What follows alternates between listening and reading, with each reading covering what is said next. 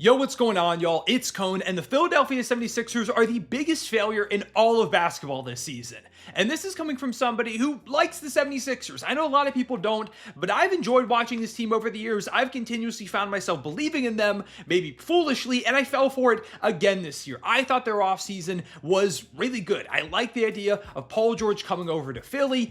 Yeah, the last few years of his contract were probably going to be bad, but at least bring him in for this season and like the next one to be that third option next to Tyrese Maxey, who I thought could take a big time jump, and Joel Embiid, who before injury last year was having one of the greatest scoring regular seasons we've ever seen. I thought that tandem, that trio would really work. I liked adding Caleb Martin to this team. I liked them bringing back Kelly Oubre. I like the addition of Gershon Yabusele, especially with the way he's been playing overseas the last few years. I liked Andre Drummond as a backup big. I liked the Jared McCain draft pick. I liked basically everything that the Sixers did this offseason, and to me, they felt like one of the biggest threats to the Boston Celtics in this Eastern Conference. I nearly picked them to go to the conference finals. Now, I was worried about the injury bug because Embiid has dealt with it, Paul George has dealt with it, but I thought if they could just get their guys out on the court somewhat consistently, this would be a force of a team. And instead of any of that happening, it's been an utter disaster. Last night, they lost to the Milwaukee Bucks to fall to 15-26, 11 games below 500, and they've now lost 6 in a row, 9 out of their last 11, after it seemed like they were turning a corner right around Christmas after that big win in Boston. They had won 4 straight, 7 out of 9.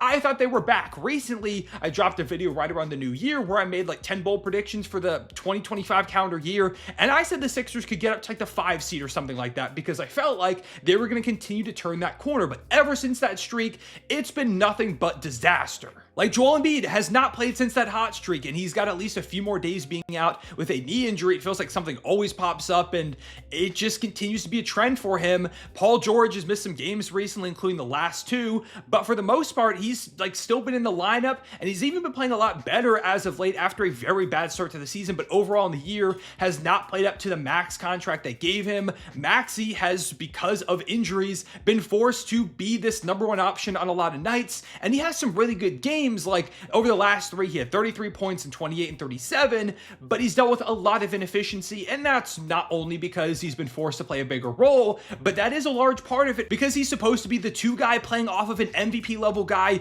in Joel Embiid. He's not supposed to have to carry this team on a night in, night out basis, but that has become the trend, especially with PG also not really stepping up a lot throughout the season. So those 2 guys have been disappointing. Embiid can't stay on the court, and even when he's on the court, he hasn't always looked like himself. He has not been given time to find a rhythm. So the big 3 that I thought was going to be amazing has completely fallen apart, and that's in addition to like Jared McCain, who was seemingly running away with Rookie of the Year before injury, now being out for the season, which really sucks, not just for the Sixers, but just in general, the way that he was playing. He was having one of the more impressive rookie guard seasons I feel like we've seen in a minute from anybody that wasn't like a top 3 to 5 pick. Like, he finished the season averaging 15 points per game, 2.5 rebounds, 2.5 assists on 38% from deep. That's the exact type of player you want if you're this Sixers team. A backcourt of he and Maxey alongside Embiid and Paul George when healthy, and you've got Yabu in there and Caleb Martin and Kelly Oubre. Suddenly, you're talking about a really good like top 5, 7, 8 guys if they're playing their games, and then McCain gets hurt and the big 3's not performing.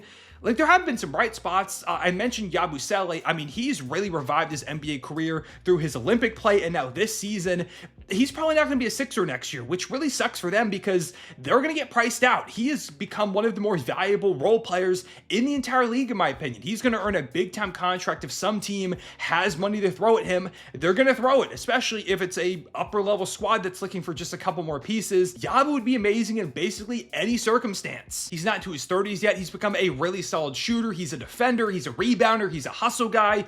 Yabu's like an amazing role player, and I feel like teams are going to be lining up to steal him away from the Sixers, and because of all the money they've got tied up in their stars, it seems pretty improbable that he comes back unless he takes a discount, and if I'm him, there's no way I'm doing that because I just got back in the NBA. Go get your bag. Caleb Martin, I think, has also done a really good job as a role player this year. I still think the supporting cast is pretty solid, but it doesn't matter when your big three can't stay on the court. And it's reached a point where they may need to just consider phoning it in for the season, because this record that they're at 15-26 has them at 11th in the Eastern Conference. And that's, not good, but at least, they're not completely out of it yet. All season, it's been like, okay, the Sixers are off to a bad start. They're not going to reach the point in the standings where it felt like they could get maybe like a 5 or a 4 or a 6 seed, but they're still going to make the playoffs, right? There's no way they don't make the playoffs.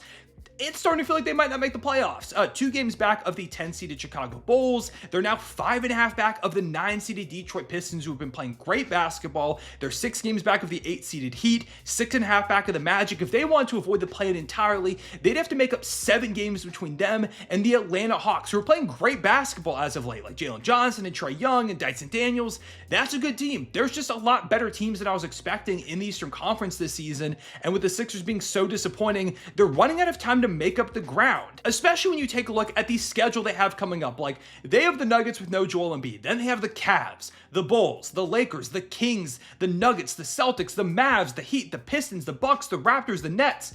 That's a crazy schedule. That is some of the hottest teams in the league between the Kings and the Nuggets. And of course, the Cavaliers. You've got the Boston Celtics, who I'm sure are hungry for revenge after you beat them on Christmas. The Mavs, who might have Luka Doncic back at that point. The Heat, who've been going through a lot but have been getting some scrappy wins. Pistons have been really solid. The Bucks. Like, you play almost all playoff teams in that stretch, and a lot of those games, at least the very first few, you're not going to have Joel Embiid. There's probably going to be a number of those games where you don't have Paul George in there, and of course don't have Embiid even beyond the first few where you're not going to have him. Maxey might miss time, because that always feels like a possibility.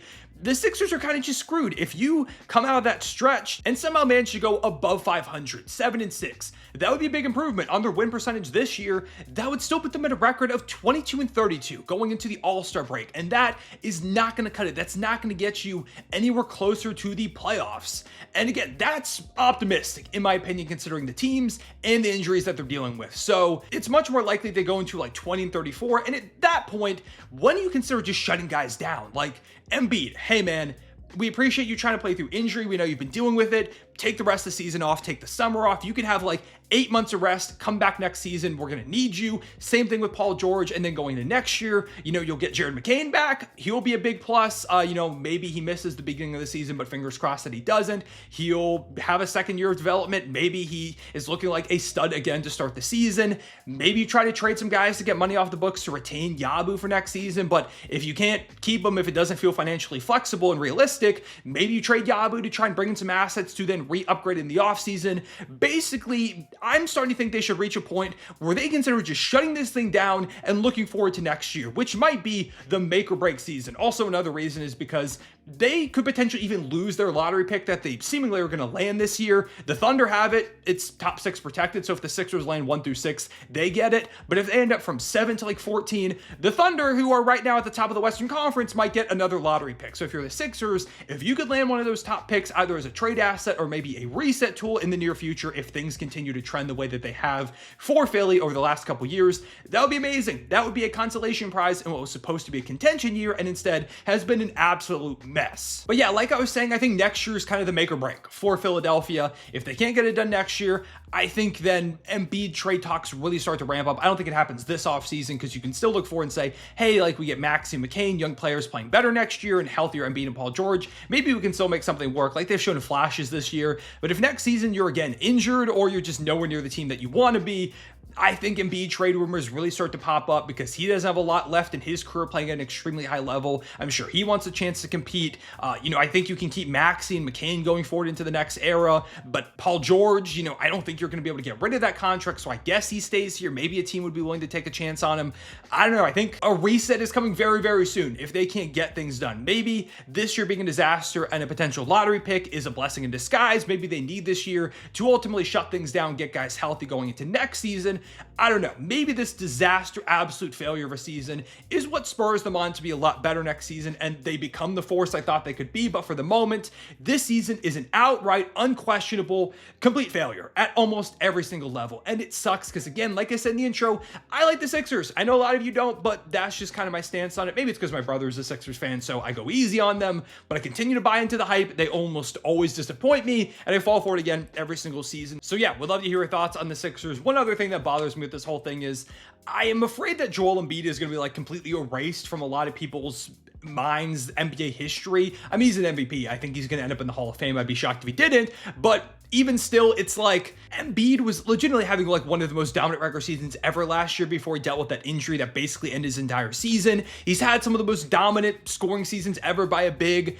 He just could never stay healthy. It really sucks. But yeah, those are my thoughts on the Sixers. Let me know how you felt about the season so far. Were you expecting something like this? Were you kind of caught off guard like I was? Were you somewhere in the middle? And what do you think they should do going forward? If you were Daryl Morey, the GM of the Sixers, what would you do? Would you trade Embiid now sooner than later? Would you try it again next year? What moves would you make in the offseason? Would you have made the Paul George move? I'm sure a lot of you are going to say no now with hindsight bias, but be objective. Like, would you have made the trade or not trade, but the signing? Yeah, I appreciate you watching. Leave a like and subscribe if you enjoyed. Hit the notification bell so you don't miss any future videos. I'll see y'all later. Real one, say it back.